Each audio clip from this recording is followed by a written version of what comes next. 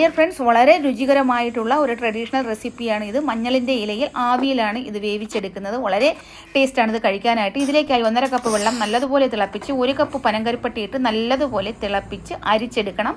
ഇതിലേക്ക് 1 പിഞ്ച് ഉപ്പ്, 1 സ്പൂൺ നെയ്യ്, 1/2 teaspoon ഏലക്കാപ്പൊടി, 1 pinch nutmeg powder, 1/2 cup തേങ്ങ ചിരകിയത്, 1 കപ്പ് അരിമാവ് എല്ലാം കൂടി ഇട്ട് നല്ലതുപോലെ മിക്സ് ചെയ്യണം. തണുത്തതിന് ശേഷം കൈ കൊണ്ട് നല്ലതുപോലെ കുഴച്ചെടുക്കണം. എന്നിട്ട് മഞ്ഞളിൻ്റെ ഇല നമ്മുടെ ചപ്പാത്തി റോളർ കൊണ്ടൊന്ന് പ്രസ് ചെയ്തതിന് ശേഷം സൈഡെല്ലാം ഒന്ന് കട്ട് ചെയ്ത് സെറ്റാക്കി ഇതുപോലെ ഉരുളകളാക്കി സെൻറ്ററിൽ വച്ച് 4 വശവും നന്നായിട്ട് പരത്തിയെടുത്ത് ആവി പാത്രത്തിൽ 10 മിനിറ്റ് ആവി വന്നാൽ മതിയാകും. വളരെ ടേസ്റ്റും മണവും ഗുണവുമുള്ള ഈ ആവിയിൽ വേവിച്ച പലഹാരം ഇവിടെ തയ്യാറായിട്ടുണ്ട്.